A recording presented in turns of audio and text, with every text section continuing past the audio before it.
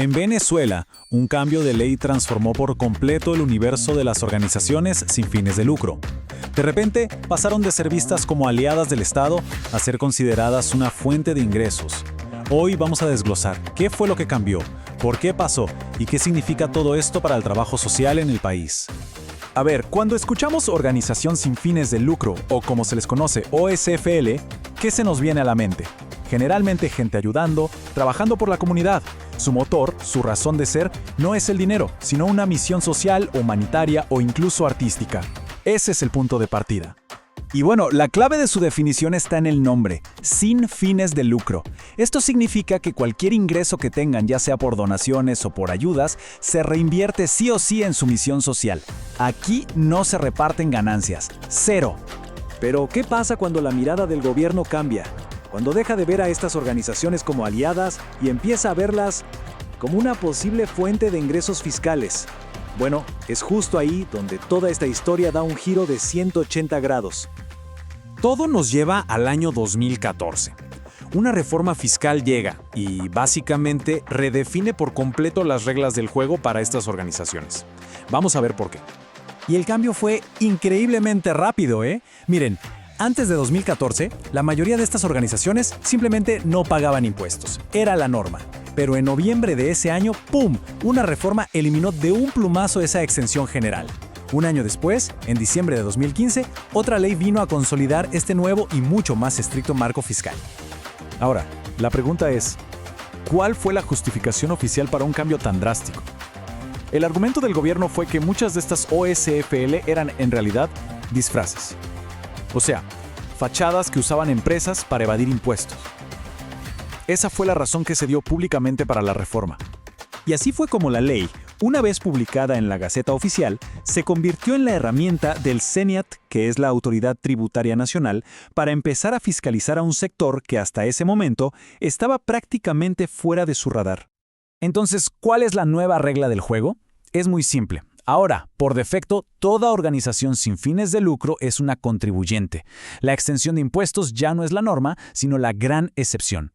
El principio central de la ley es muy claro. Cualquier enriquecimiento genera impuestos. Y esta regla aplica para todos por igual, ¿eh? Desde una persona particular hasta una corporación gigante. Y ahora, también para las OSFL. Pero a ver, ¿qué es exactamente un enriquecimiento para la ley? Piénsenlo de esta forma. Es cualquier ganancia neta, o sea, lo que queda después de restar costos y gastos que esté disponible durante un año. Y da igual si es dinero en efectivo o bienes, como un edificio. Y para que no quede ni la más mínima duda, la ley es súper explícita. El artículo 7 las nombra directamente. Asociaciones, fundaciones, corporaciones. O sea, no hay escapatoria posible. Están incluidas y por lo tanto deben pagar impuestos.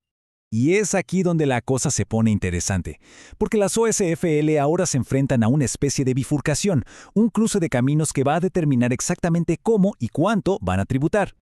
La ley básicamente ofrece dos caminos. Por un lado está la tarifa 1. Esta es para las OSFL que reinvierten absolutamente todo en su misión, sin repartir un centavo de beneficio. A ellas se las trata fiscalmente como a una persona. Pero mucho ojo, si una OSFL sí distribuye ganancias a sus miembros, cae directamente en la tarifa 2, y ahí se la trata como a una empresa comercial cualquiera. La pregunta clave es, ¿repartes ganancias o no? ¿Y qué significa esto en dinero contante y sonante? La diferencia es enorme. Una OSFL genuina, de las que no reparten, empieza pagando un 6% de impuestos, pero una que sí reparte ganancias arranca pagando un 15%. Es más del doble. La penalización por operar como si fueras una empresa es altísima y se siente desde el primer momento. Y que conste que no es solo una tasa diferente. Los propios textos legales lo confirman. Son dos sistemas de tributación completamente paralelos, cada uno con sus escalas progresivas. Están diseñados para separar claramente a las organizaciones con fines sociales de las que tienen fines comerciales. Bien, el panorama se ve bastante estricto. ¿Pero hay alguna manera de que una OSFL evite pagar estos impuestos? En esta parte final vamos a ver las opciones que son bastante limitadas. Como ya vimos, el sistema de extensión general desapareció, pero la ley dejó una pequeña puerta abierta.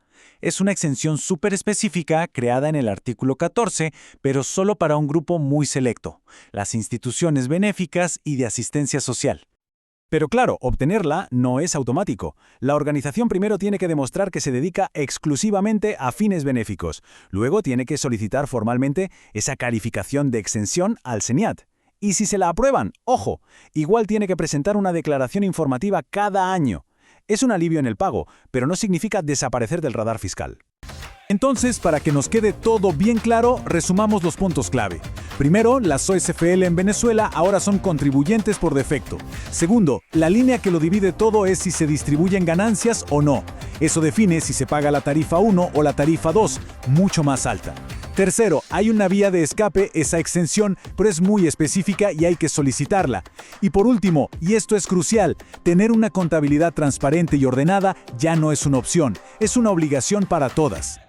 Al final, todo este caso nos deja con una pregunta fundamental, una que va mucho más allá de Venezuela. ¿Cómo puede un país encontrar el equilibrio entre su necesidad de recaudar impuestos y el apoyo que debe darle al trabajo vital que hace la sociedad civil? Encontrar esa respuesta es sin duda uno de los grandes desafíos de cualquier gobierno.